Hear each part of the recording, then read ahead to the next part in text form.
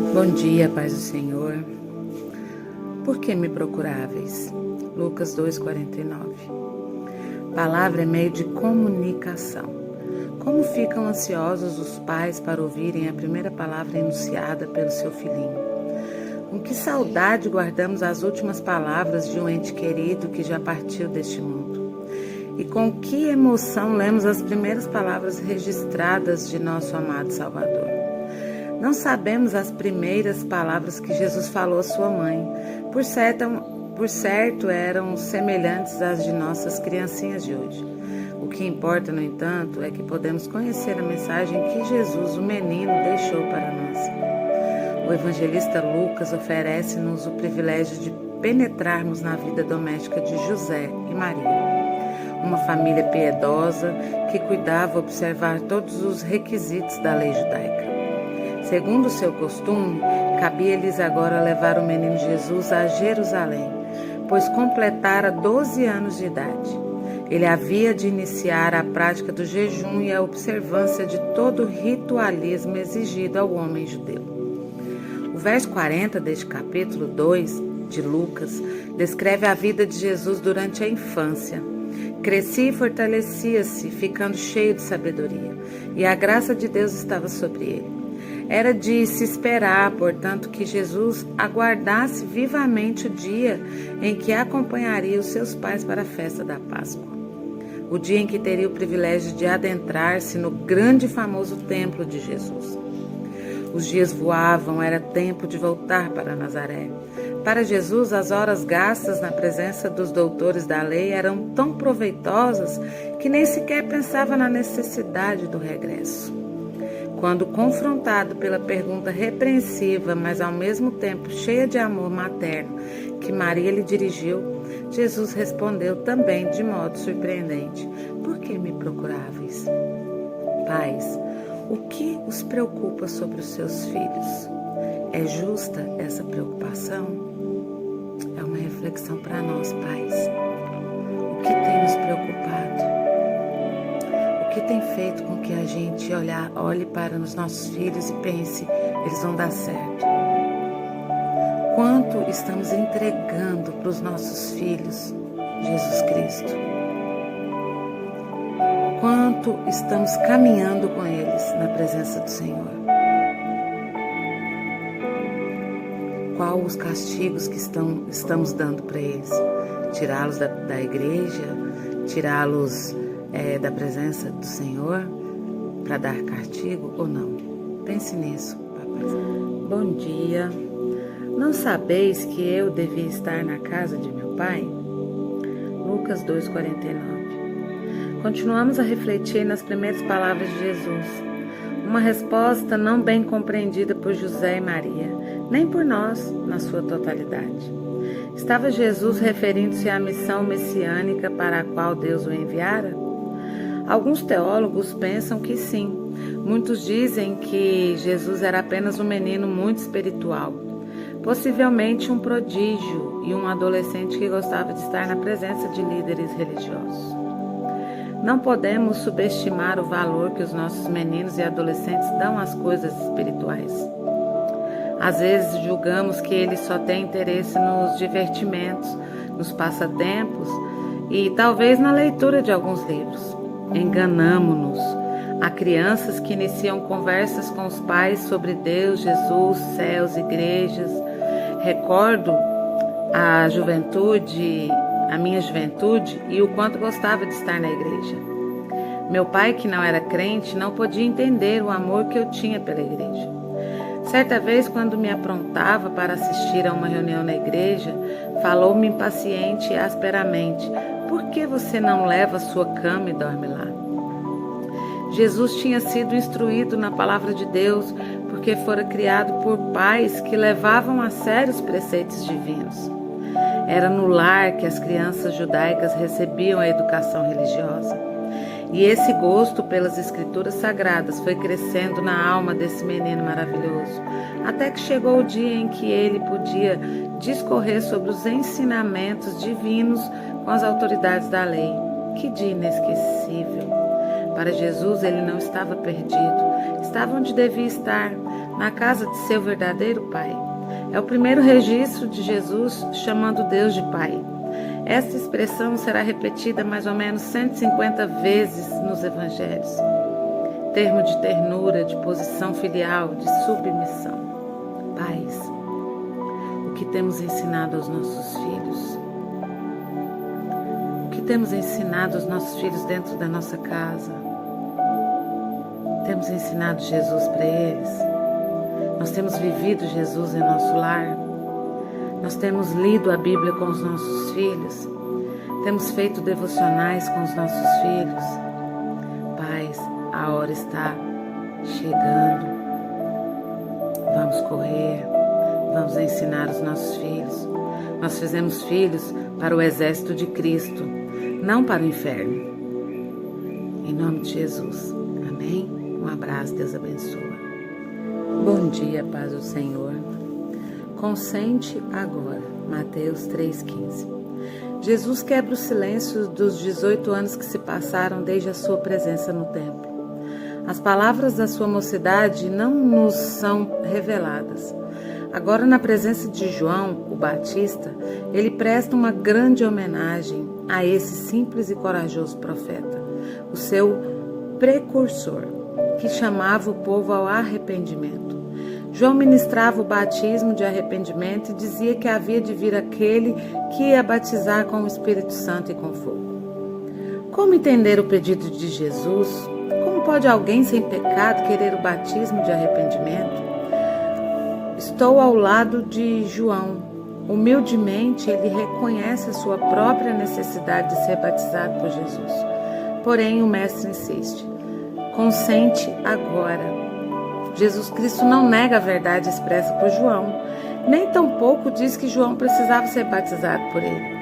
Apenas solicita que seja atendido imediatamente. Havia chegado a hora para o Filho de Deus iniciar o seu ministério público.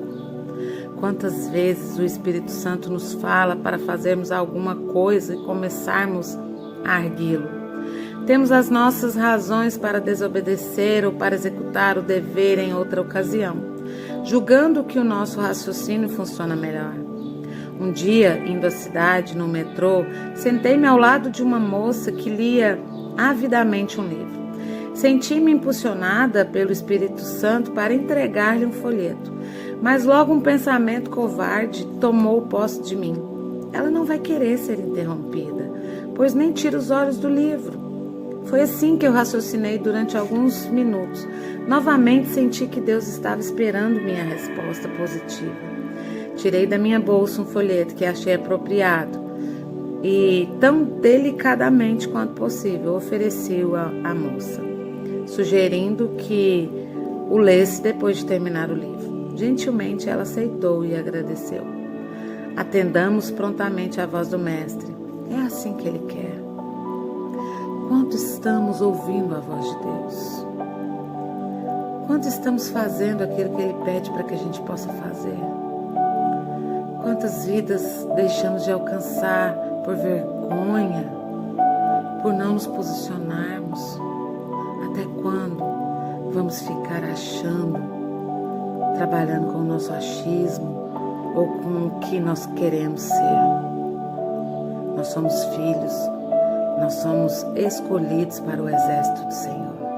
Um abraço, Deus abençoe. Bom dia, paz do Senhor. Assim nos convém cumprir toda a justiça. Mateus 3,15. Mediante a relutância de João em ministrar o batismo de Jesus, o Mestre acrescenta o fato de que precisava cumprir toda a justiça de Deus. Já vimos Jesus aos 12 anos cuidando dos negócios de seu pai. No decorrer dessas meditações, vamos acompanhá-lo em toda a sua trajetória, verificando que ele vivia sempre preocupado em cumprir toda a justiça de Deus. Ele, que conhecia bem o cerimonialismo dos judeus, sabia o quanto significava para eles o poder purificador da água.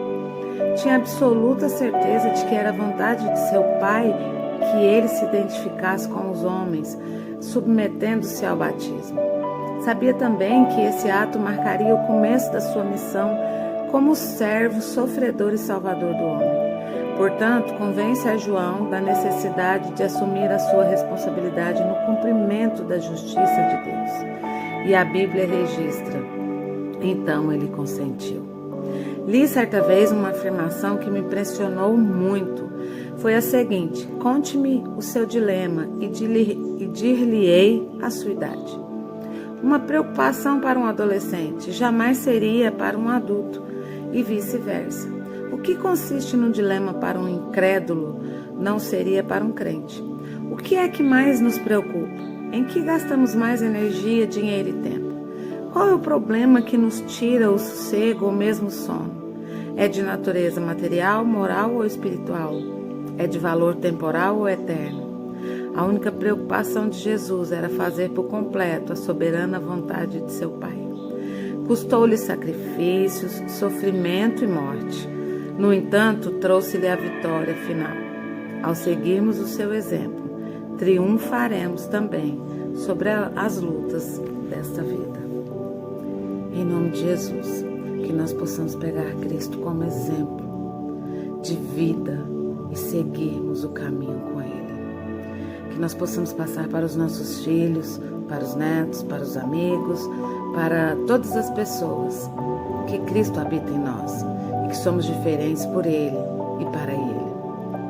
Que nós possamos entender que a nossa vida aqui é passageira, mas que temos uma vida linda para caminhar com Cristo ou uma vida triste sem Ele. A escolha está nas nossas mãos. E o que queremos? Escolher Cristo ou ficar longe dele? Qual é a sua escolha? Eu escolhi caminhar com Cristo e estar com Ele. Um abraço, Deus abençoe, até a próxima.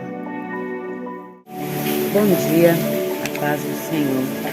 Está escrito, Mateus 4:4. Hoje estão na moda o achismo e eu penso que, eu acho assim, eu penso que. O nosso achar e o nosso pensar podem ou não estar certos. Jesus, confrontado pelo diabo e sendo tentado desviar-se dos caminhos traçados por Deus, respondeu-lhe categoricamente: está escrito. Assim o fez porque conhecia perfeitamente as Escrituras e cria irrestritamente na tua autoridade. Como precisamos firmar-nos na Bíblia. Nunca houve tantos exemplos e tantas traduções da palavra de Deus. Hoje em nosso país a Bíblia está acessível ao povo, porém lamenta-se a ignorância do seu conteúdo. Não é de estranhar a invasão de mundanismo nos lares cristãos e até em nossas igrejas evangélicas. Está faltando-nos o uso da arma principal, a espada do Espírito, que é a palavra de Deus. Há muitos que podem citar os nomes de todos os jogadores da seleção, mas jamais conhecem os nomes dos apóstolos de Jesus. Há outros que recordam perfeitamente as novelas dos últimos 2 ou 3 anos. No entanto, são incapazes de narrar meia dúzia de parábolas contadas por nosso mestre. O salmista disse: escondi a tua palavra no meu coração para não pecar contra ti. Salmos 119:11. Um grande cristão afirmou: ou a Bíblia nos afasta dos caminhos do diabo, ou então o diabo nos afasta da Bíblia. É impossível conhecer e vivenciar os ensinamentos encontrados na palavra de Deus e permanecer no pecado. O crente que procura levar a sua vida baseada nos preceitos bíblicos poderá, no momento de fraqueza, ceder ao desânimo, ao desespero ou a um pecado carnal, mas jamais quererá continuar assim. Ele há de buscar na meditação da palavra de Deus o bálsamo e o alimento espiritual de que necessita para essas horas difíceis. Que palavra para hoje, hein? Uma palavra de confronto. Até quando vamos continuar no mesmo lugar? Até quando vamos brincar de ser cristãos? Até quando a gente vai levar a nossa vida de qualquer jeito? Muito cuidado, o Senhor está voltando. E o pior não é ir para o inferno, o pior é ficar longe da presença dele. Ficar longe da presença dele é terrível. Deus abençoe, um ótimo dia para você. Um abraço. Bom dia, paz do Senhor. Nem só de pão viverá o homem. Mateus 4:4. O diabo é astuto, conhece o homem em suas inclinações. Sabe que o homem precisa comer para viver. Sabe também que o ser humano se orgulha do seu poder. Ao enfrentar Jesus, depois de um jejum longo de 40 dias, Satanás atacou-o em duas frentes: a satisfação da necessidade física e a manifestação do poder divino. Não resta dúvida. Jesus sentiu fome depois de jejuar por 40 dias. Ele era divino, mas era também humano. Onde teria o que comer no deserto? Pão é essencial à vida. Por que não transformar as pedras em pão? O que há de mal em saciar a fome? Os quadros tristes de pessoas famintas que temos visto nos jornais e através da televisão cortam-nos o coração. Quando aparece alguém à nossa porta pedindo apenas algo para comer, porque tem fome, quem de nós deixaria de atender? Sim, Jesus também precisava de pão para que as forças físicas lhe voltassem, porém, não da maneira sugerida por Satanás. Hoje em dia, defrontamos-nos com duas situações opostas. Uma que apresenta a dura estatística de milhões de seres humanos, subnutridos e até famintos. Outra que expõe à nossa vista centenas de regimes de emagrecimento. O pão é necessário, mas precisa ser controlado. Não podemos igualar-nos àqueles que vivem para comer, que colocam o maior prazer da vida na fartura de alimentos. Da primeira tentação de Jesus podemos tirar uma outra lição. O pão poderá representar outras necessidades materiais, que também são essenciais ao ser humano e, de igual modo, constituem áreas vulneráveis para as investidas do diabo. Lembremos-nos que Deus sabe das nossas necessidades e Ele as prevê e provê. Jesus estava convicto da providência divina. O seu Pai jamais falharia. E Deus não nos falha, nunca. Coloque isso no seu coração. Deus, Ele ama prover tudo que nós necessitamos. Ele ama que nós somos dependentes dEle, assim como nós fomos dependentes dos nossos pais quando éramos crianças. Deus, Ele gosta que nós conversamos com Ele e que a gente fala: papai, estou precisando disso, me ajuda. Seja dependente do Senhor. Amém? Um abraço. Até outro dia. Deus abençoa. A paz do Senhor. Lá em Marcos 1, 33 a 38 diz: toda a cidade se reuniu à porta da casa e Jesus curou muitos que sofriam de várias doenças. Também expulsou muitos demônios. Não permitia, porém, que estes falassem, porque sabiam quem ele era.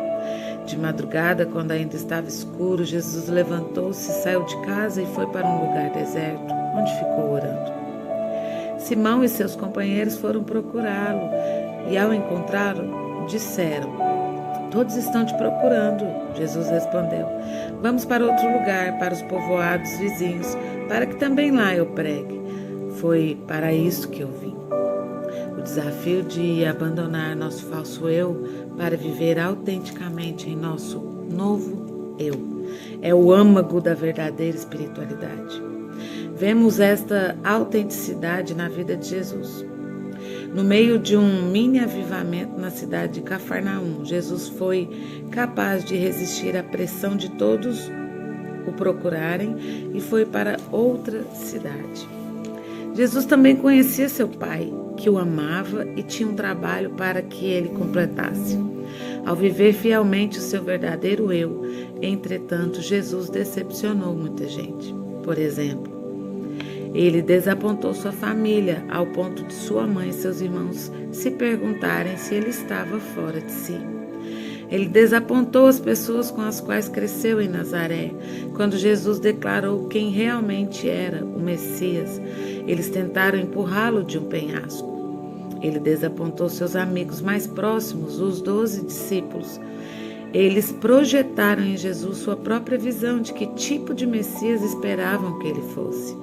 Quando falhou em corresponder suas expectativas, eles o deixaram. Ele desapontou as multidões. Elas queriam um Messias terreno que as alimentassem, corrigisse todos os seus problemas, que depusesse o Império Romano, que fizesse milagres e apresentasse sermões inspiradores. Elas o abandonaram. Ele desapontou os líderes religiosos. Eles não apreciavam o rompimento de sua presença, trazia a sua vida diária ou a sua teologia. Eles finalmente atribuíram seu poder aos demônios e mandaram crucificar Jesus. Qual a forma como você cede às expectativas dos outros em vez de se manter fiel ao que Jesus tem para você? Bom dia. A culpa é sua. Cada um morrerá por causa do seu próprio pecado. Jeremias 31:30. Quando passava por algum infortúnio, um rapaz conhecido meu sempre se queixava da sua mãe. Culpava por achar que ela o criara sem lhe oferecer a autoestima. Verdade ou não, o fato é que ele fazia o que somos tentados a fazer quando fracassamos, achar um culpado. Para muitos, a culpa nunca é deles, é sempre dos outros, até de seus pais. Os judeus exilados na Babilônia, no século 6 a.C., também pensavam assim. Ao usar o provérbio, os pais comem uvas verdes e os dentes dos filhos se embotam. Insinuavam que a culpa pela deportação não era deles, mas de seus antepassados. Talvez pensassem em Êxodo 25. Eu, o Senhor, castigo os filhos pelos pecados de seus pais, até a 3ª e 4ª geração daqueles que me desprezam. E então concluíam.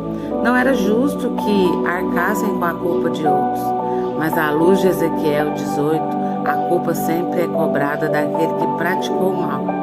Quem fizer o bem, mesmo que seu pai tenha sido mau, será aprovado por Deus. Quem fizer o mal, morrerá, mesmo que seu pai tenha sido bom. Para Deus, os exilados também pecaram e por isso foram deportados. Os antepassados tinham praticado a idolatria, mas eles também o fizeram. E agora eram castigados por seu próprio erro. Sua geração, obviamente, foi afetada pelas anteriores. Mas, em vez de mudar a prática errada delas, continuou. Se o seu pai foi um comerciante desonesto, por exemplo, e nunca se arrependeu, e você o imita nisso, então você também será condenado por isso. Mas a boa notícia é que você ainda não está condenado para sempre. Se você se arrepender do seu pecado, isto é, da sua desobediência a Deus, e aceitar o perdão de Cristo que Cristo conquistou ao vencer a morte em nosso lugar, será perdoado. Você pecou? Reconheça isso e mude de vida. A vontade de Deus não é condená-lo para sempre, mas que você viva com Ele para sempre. Há apenas uma forma de escapar de sua culpa pessoal, entregando-a a Jesus que já morreu por isso. Amém?